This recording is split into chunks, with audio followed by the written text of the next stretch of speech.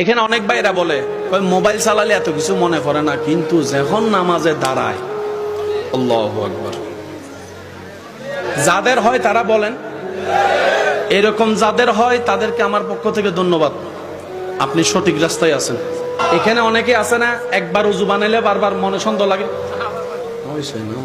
এটা তিনবার ধুইছি নাকি ধুই নাই, ভুল হয়েছে মনে হয়, কুলি কি করছি না করি নাই, অজু কি হয়েছে না হয় নাই, কাপড়ে কি ময়লা লাগছে না লাগে নাই। আপনাকে আমার পক্ষ থেকে ধন্যবাদ, কারণ আপনার ভিতরে এখন ইমানের আলো আছে, তাই শয়তানে জ্বালাচ্ছে। যে ঘরে আলো নাই সেই ঘরে শয়তান।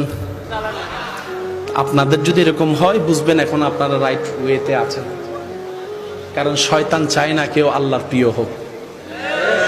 আমি কি বুঝাইতে পারছি কথা? তো এরকম হলে মন ছোট করেন না যে নামাজ ঢুকলামই সব ধরনের চিন্তা চলে আসছে। আপনি শুকরিয়া করবেন, আল্লাহ